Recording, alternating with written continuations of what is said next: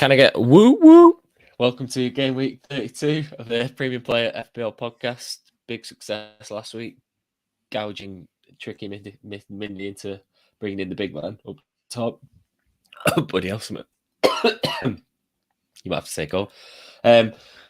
So very much looking forward to this game week. Obviously, City playing Liverpool is the big one, but then a lot of other fixtures to get our teeth stuck into. Are you regretting the move for the big man up top?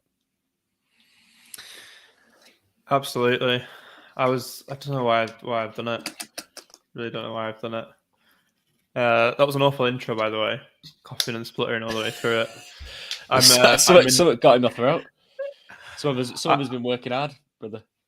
Yeah, I'm Mindy. If you didn't catch Callum spluttering through my name. Yeah, I just regret bringing in Big Horse. I'm already looking at ways to get rid of him. But Yeah, talk more about. Wait, Burnley scored 3 and he didn't even get any attacking return. Like they were pushing for a winner and Dyche took him off, which doesn't bode well, does it? So, and then I'll talk more about it when we get to our game week review. But yeah, it's messed up my plans quite a bit. Not sticking to what I was thinking.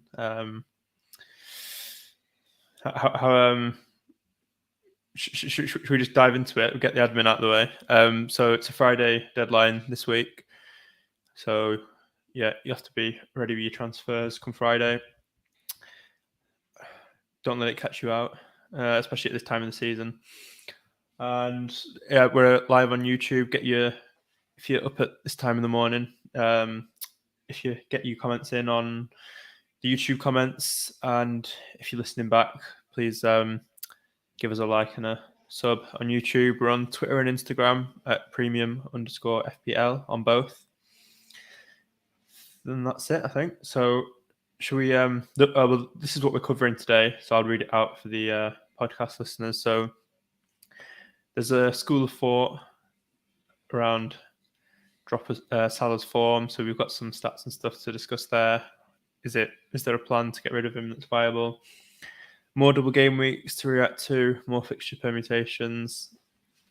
There's a consensus that Leicester and City are sort of teams to target with the fixtures they've got coming up. So we'll look at how and when we can get those in.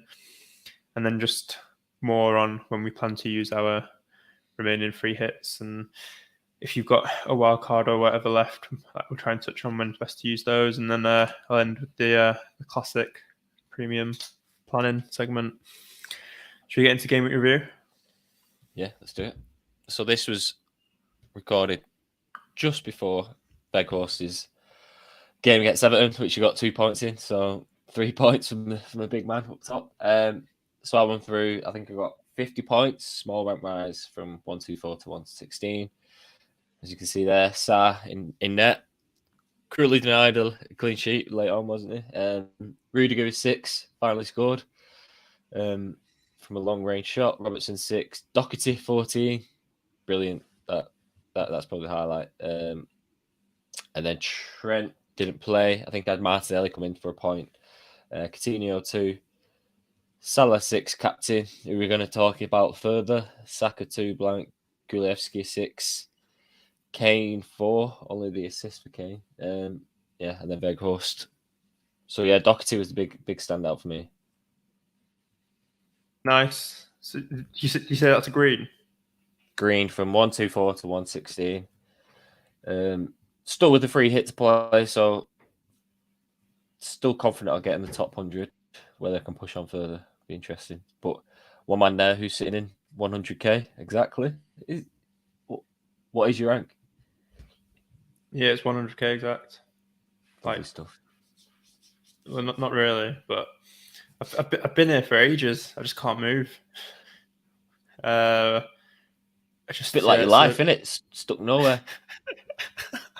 Savage. Well, speaking of savage, just some inspiration from your Batman speech. Life's been busy with weddings and speeches and stuff recently. Can't wait for this year to be over. It's just every bloody sodder who I know who couldn't get married during the pandemic has got weddings back to back now. But anyway, so look at me, so popular. Humble brag. So this is my team, 51 points, which on the face of it looks all right, but 53 points actually. But I took a -8, which is why I've had a red arrow. And then it's a bit of a tale of woe because I tried to be aggressive with the -8 because I wanted to get on the big defence early, but got rid of Holgate because I didn't see Everton keeping any clean sheets, and out of nowhere he bags a bloody goal. I took out Rudiger and one of his pot shots hits the back of the net after all this time. And then worst of all, as mentioned before, I didn't stick to my plan for Mateta.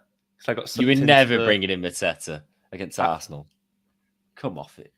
But it wasn't the Arsenal game. It was just generally because I wanted him to the end of the season, and he was so much cheaper than Weghorst. But yeah, I got sucked into the lanky streak of piss that is Weghorst. And now Mateta, now everyone wants Mateta. Everyone's like, oh, well, they've got a double coming in 36, 37. Their fixtures are good. So I should have just stuck with what I thought. It's something to learn for next season, this, because like some weeks where I do stick to what I think when everyone else is doing something different. Like, when United had the double and I just stuck with Salah. I was like, I fancied him against Burnley over the unreliable United players. And managed to hold on despite everyone saying, well, you should really captain a United player in a double. But then other weeks like this where I bottle it, it's like if you're going to try and do stuff like that, you have to do it every time, don't you? Like a great example is... You're not going to get it right every time, yeah. Yeah, exactly. Well, it does. So I'm going to...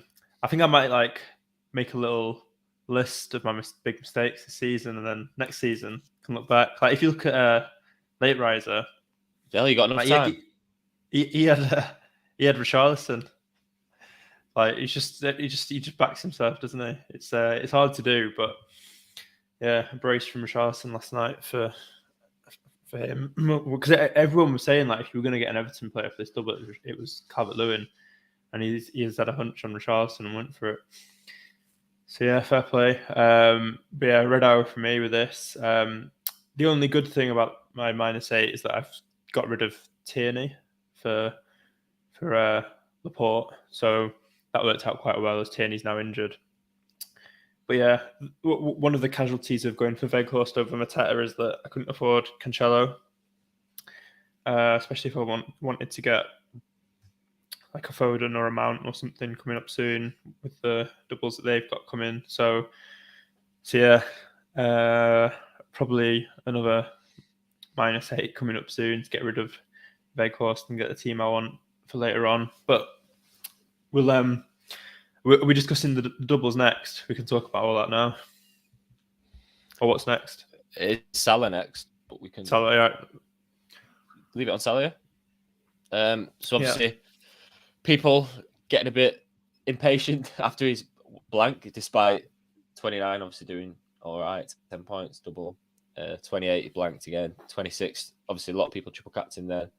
The 2 games prior, he also blanked. And as you can see there, schedule coming up: City, United, Everton, which probably doesn't look too bad now. Newcastle, Tottenham, Villa. So not a straightforward running for Liverpool. And interesting people who want to move the funds away to people who have double game weeks. What's your first thoughts on this? My first thought is that it's too risky to do it unless you've got a wild card and you can bring him back. Like I think a lot of people are going to wild card in 34, which is probably the best time to do it if you've still got it. So if you can get rid of him for City and United, and you can bring in like Bruno, who's got a double in 33, and Everton in 32, like that, but then you can just bring Salah back for Everton at home. That works, doesn't it? Especially if you're chasing. But if you don't really have a wild card to bring him back in, it's very risky. Like unless you're like really chasing someone down in a mini league and you're not really that bothered about overall rank, it seems risky. And then as we've got here on this slide from Fantasy Football Scout Luke, his stats are still really, really good. So it's just the ball's not hitting the back of the net, but his stats are there. So I think it'd be a different conversation if his stats were bad and he was like not having the shots and his XG was poor. It's just he's just underperforming a little bit, and then usually when his stats like this, he does come back with the goals eventually. What about you? What do you think? I think for me at the moment, unless he blanks next two, because obviously City's a tricky game, not going to captain him there. If he blanks that and United, then maybe there's more of a decision to make. But yeah, with me, this probably just backs up my first thoughts on it. It's a non-starter. Interesting that a lot of people are talking about doing the switch, which baffling. Liverpool going for the title, and Salah's playing every game, isn't he? Like he's one player you don't have to worry about rotation, despite obviously you've got Diaz, Jota, Firmino, Mane. They'll probably rotate, won't they? Whereas I can't see Salah being dropped for any Premier League game, to be honest. You reckon? I'll hold. One thing I was looking at was when the next Champions League tie is, because it looks like Liverpool are going to go through, and that game week 34 game against is that when like to Bayern, isn't it? Yeah. And so the Champions League tie will be like 2 or 3 days after that Liverpool versus Everton game. I think unless City hammer Liverpool and then Liverpool lose next two after that, and title race is a bit more. I just think if Liverpool are going full throttle for the title, despite the 2 or 3 days rest, he'll play. Yeah. No, yeah, I do agree. We're just playing devil's advocate.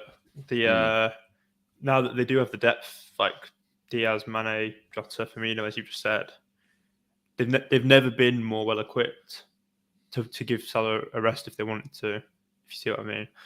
I think the worry is probably if he blanks and it's 60th minute, Liverpool are winning 3-0, and then obviously he comes off, whereas he might have not come off in the past. Yeah, and then there is just this sort of school of thought. I think part of the reason people have rationalised this Salah out thing is that he's took a couple of big blows recently, hasn't he? Losing the AFCON final and then losing, not making it to the World Cup in the way that he did, like missing that penalty with the lasers and all that stuff. So there will be some sort of emotional like toll there, like some sort of fatigue from that kind of thing. Like players aren't robots and all that, and it's Ramadan as well. But obviously he's, that happens every season. But yeah, I think that's kind of what it's more that kind of stuff. It's more the narrative around that kind of thing, which is why I think people have started to look at it rather than his stats. And then also you've just got the fact that like your man KDB is in a fine run of goal scoring form, so there's another option there which people are looking at for upside, because De Bruyne's ownership is really, really low, isn't it? Mm-hmm. So if you are that kind of manager, and De Bruyne scores well in the big games as well, doesn't he? I wouldn't be surprised to see him on the score sheet against Liverpool. 7.9% De Bruyne. Yeah, so I can see it for the fun managers. That's contagious. I've caught the Black Death from you. I've not done any of the hard work to cause it. I've just caught it. So yeah, it doesn't sound like either of us are doing this. Yeah. Unless I lose my head and decide I'm just gonna. We're probably the wrong people to talk about this discussion. If the stats were bad, I'd consider it, I think, but they're all right. Another big talking point this week, obviously the doubles announcing 36, 37. Do you want to talk about this any further? Well, it's a tricky one to read, isn't it? I think because there's still permutations with teams going out of Europe and stuff that affect things. Like I think, is it FA Cup as well, potentially? Yeah, West Ham Lyon. Like the result of that kind of affects West City's double goes and all that. I think this. Is there a Venn diagram that I sent you that kind of helps?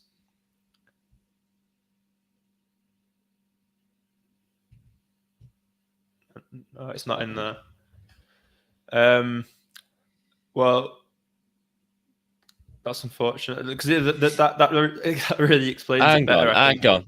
Go on, carry on talking.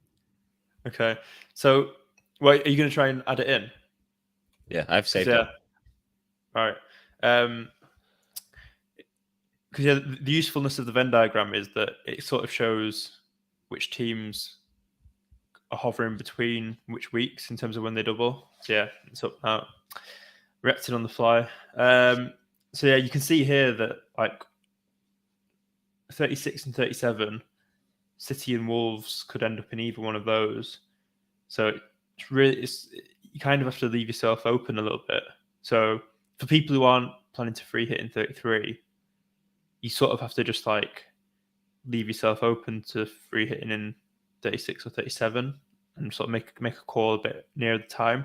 I think that's what the usefulness of this diagram. This is from FPL Spaceman.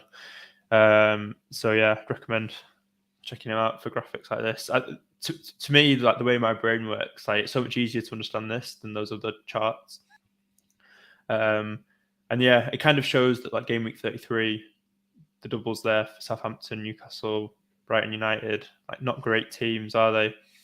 So I think for me, this chart probably reaffirms the double game week 36 playing your free hit there, doesn't it? Right? So if City double in 37 though, how would you rather have the free hit to get the three best City players in 37, or would you still? How would you look at it? Because Tottenham's doubling 36 isn't great, is it? Probably depends how many players have got doubling already by the time we do get to double game week 36. Obviously, you see the sheer amount of teams there, but then people have already got 3 Liverpool, 3 Spurs at the moment, haven't they? Despite the bad double, you probably keep that anyway. And then Leeds and Norwich and Watford probably not too much to write home about. Interesting one for me is Leicester are the only team that double in all 3. Obviously got a bit of form back. I thought they were the better team against United. I thought they should have won that game. So obviously they've got the distraction, haven't they, of the Conference League, but I think if I was to make a transfer this week, certainly the attacking areas, Leicester would be a team that I'm looking at. Yeah, so the tricky thing with Leicester is, the Europa Conference League, like, is that their main focus now? Like, it wouldn't be a bad thing for us if PSV just smashed them in the first leg this week. I'm like, okay, that'd be what do you even win if you win it? Like, is it Europa League place next year, potentially? I'm guessing that's the incentive. Yeah, I imagine so. It can't be a Champions League place, can it? Yeah, no chance. And then the other thing is that the assets you want from Leicester are so injury prone. Like Maddison, Brendan's been having to manage his minutes a lot. So yeah, and then Vardy's like, he'd be great if he was fit, but he's not. So it's tricky, isn't it? Yeah, Harvey Barnes seems like the one you're left with, but not really the one you'd want, I think. And you can't really consider a defender. They're chopping and changing so much as well. Schmeichel, I just don't really want to make a keeper transfer now with the transfers I've got left. I think Maddison will probably be the one. Yeah, just hope he stays fit. Yeah, I just wonder though, like, if they do stay in the Conference League and they win, surely he'll start saving him Maddison for those games. If that's, I don't know. We'll get a clue of how serious he's taking it from his team sheet on tonight, won't we? Burnley still got 2 doubles left. Keep the big man in. Keep the faith. I think after 33, I'm going to get rid of him. I don't care about his other double. So yeah. The other thing now that I'm thinking, looking at this, now that I do have bloody Weghorst, I might just get rid of my bench boost in 33, so I don't have to worry about it anymore. So I've got Broja, who's double in. I think with a -4, I can have a solid bench to bench boost with in 33. If I bring in one Leicester player as well. So the tricky thing is United.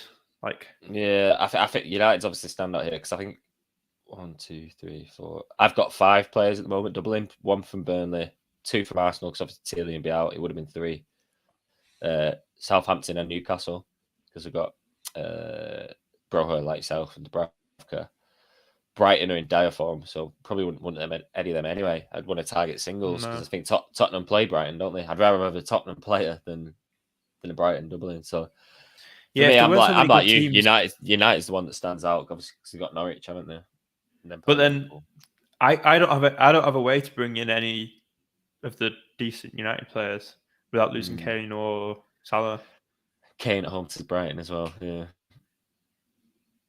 This is where I think this predicament where people want to captain a Bruno or a Sancho, for example, in that week. Most people don't have a way to do that with the team they've got unless they get rid of Salah. So I don't know. I think I might just have to either captain a Leicester player or Kane and go with the single. What are your thoughts? Do you have an easy way to get a Bruno or my early thoughts potentially would be to take. I'll have 2 transfers then, because unless something happens, I'm not going to take one this week. Coutinho to Sancho maybe, and then I'd have to downgrade Tierney to someone else. I could maybe bring in a 4.5 defender from Leicester or something. Might be the way. Nice, yeah. I don't really have that option in my team to get to Sancho. So yeah, it's a good option. Feels like a bit of a waste free hitting that double. The United's just the team, isn't it, against Norwich? If you can survive that game, then yeah. Yeah, if United were even just a bit more reliable, I would free hit in that week, I think, and just bring in like Ronaldo, Bruno, Sancho, and just go for it.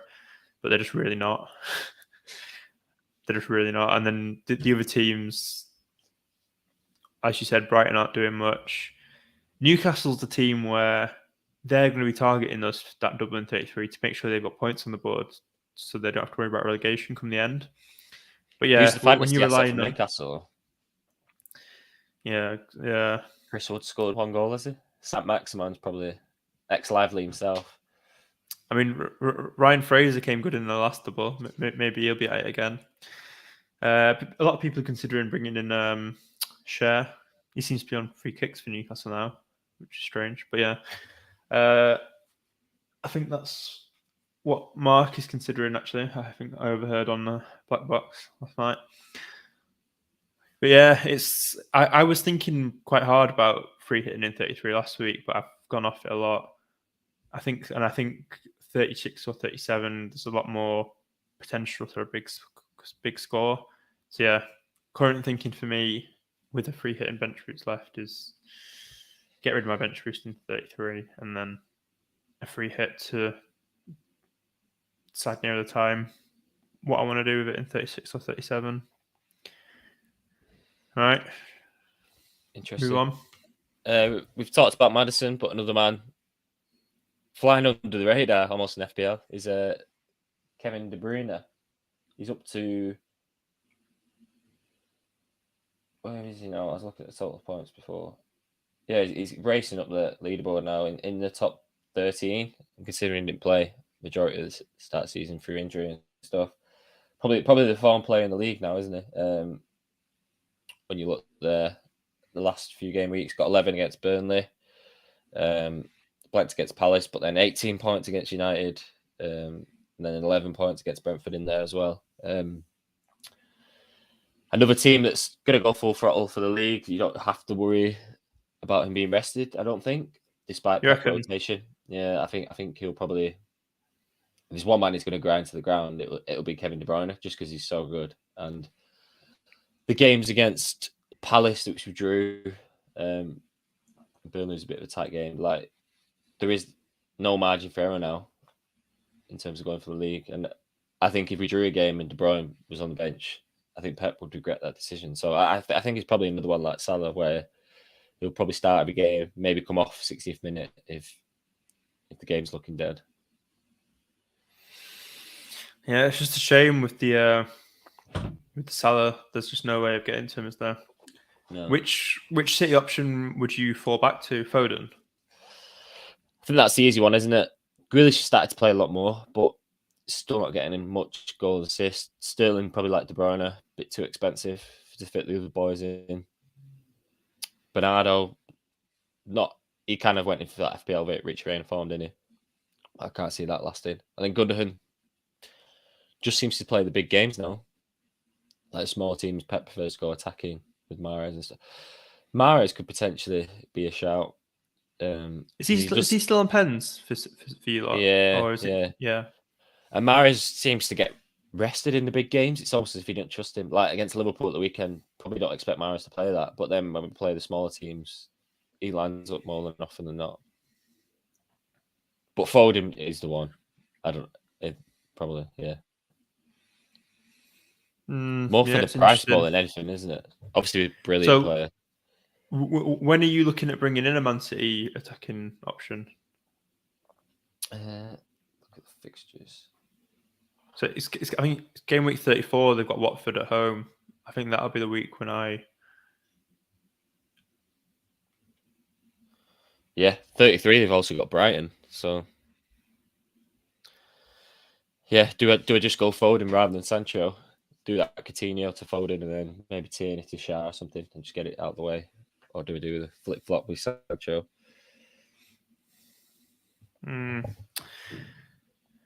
Yeah, it depends how much you want to have the double captain, doesn't it?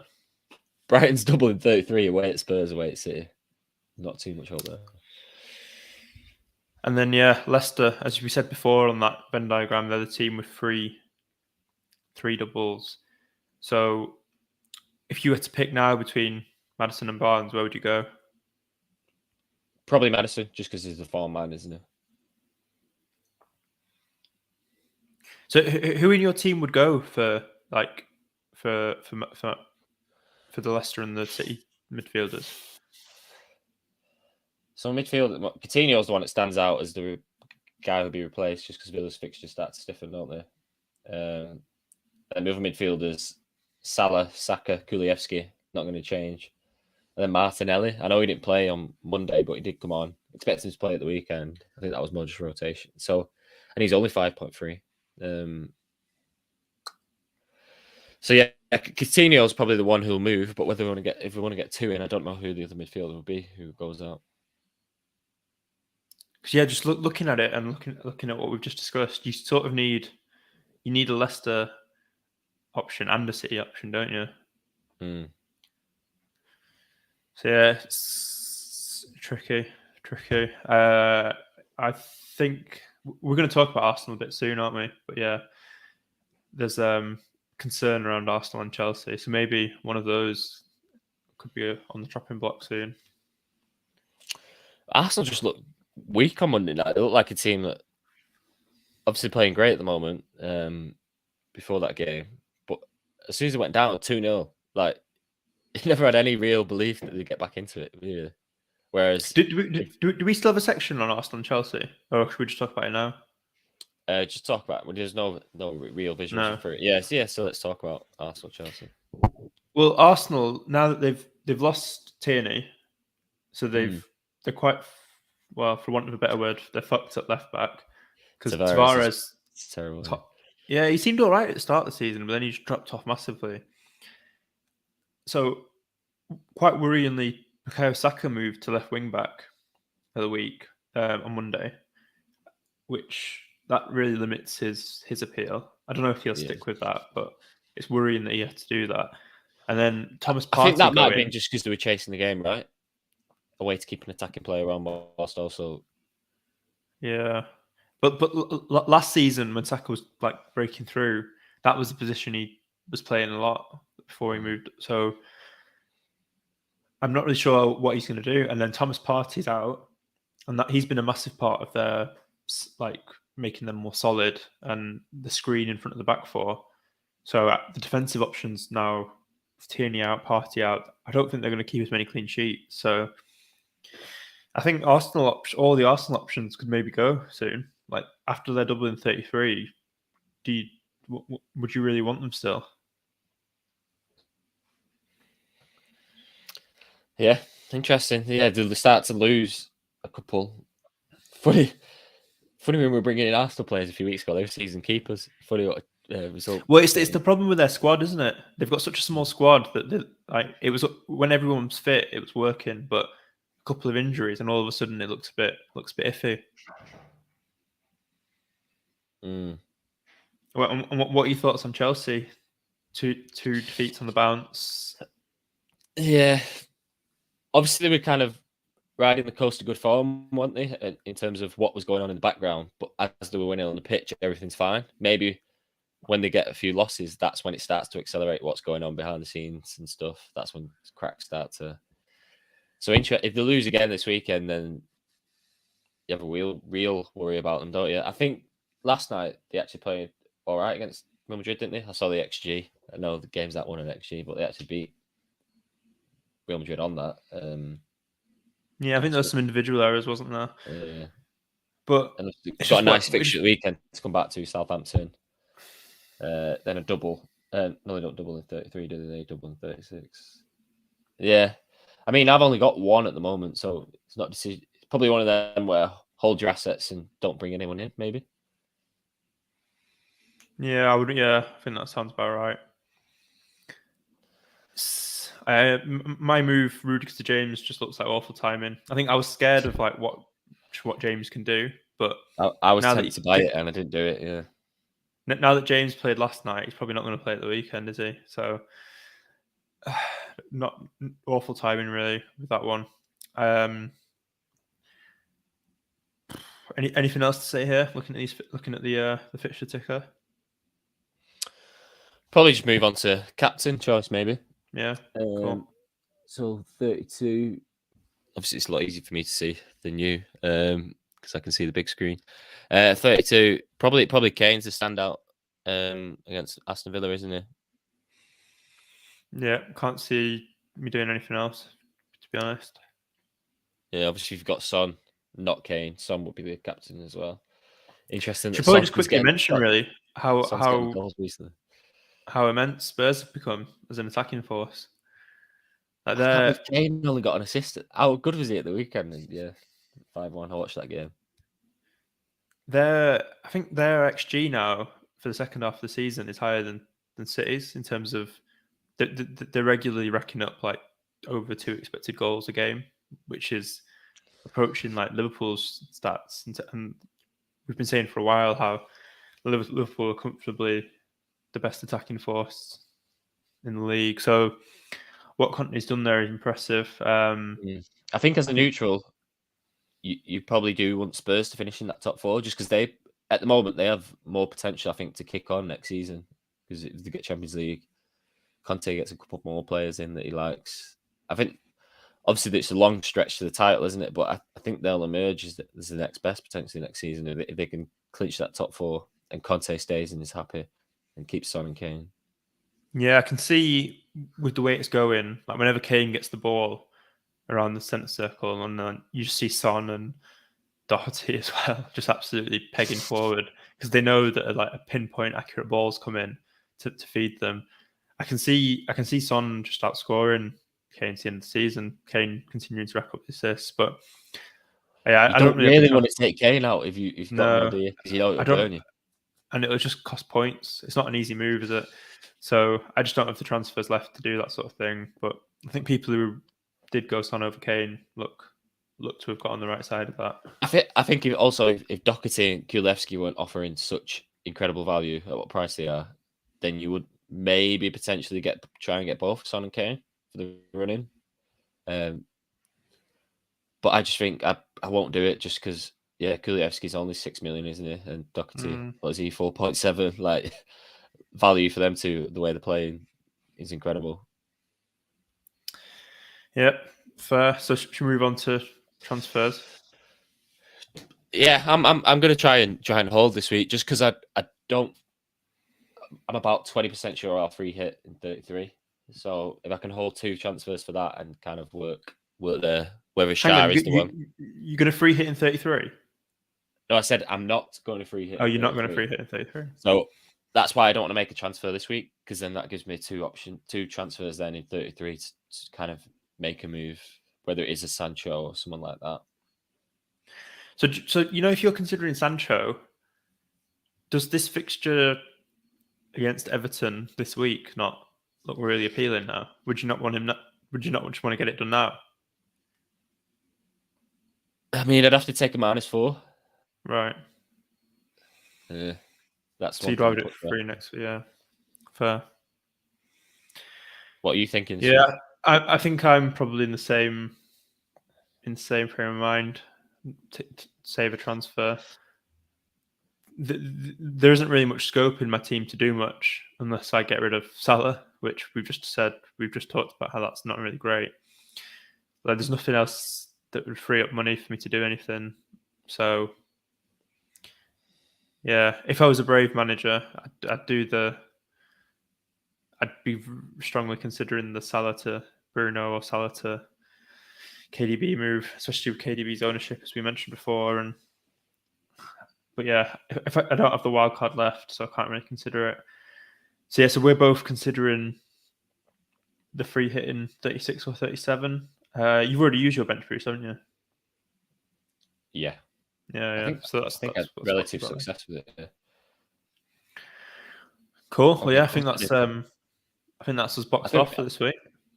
I think we missed the podcast after that. I got 40 to 4 points. You got 44 points. That was the big. That was the big double, yeah. Wow. So it's a big double. I had Liverpool and Spurs players on the bench who had singles. So yeah, I can't see me getting close to that score with my bench boost I'm planning for 33. I'd be lucky to get 20, I think. So yeah, it's just a case of getting rid of it now, so I can afford a good team for the rest of the season. I just can't keep having to think about having players on my bench with all the big boys that are going to be doubling in 36 and 37. So yeah, as we said before, don't forget the Friday deadline this week. And if you've enjoyed the stream, if you've enjoyed the podcast wherever you're listening, make sure you subscribed. And yeah, we'd massively appreciate a like and a sub on YouTube. That's it. Nice and short this week, on time. Lovely stuff. Enjoy work, my friend. Yeah. Cheers. Woot, Get woot. some rest. Get some Woot, rest. woot. Get some what's it called? The stuff Cavonia or whatever it is down your throat, so you can actually intro the podcast next week without dying. Right. Cool. See you in a bit.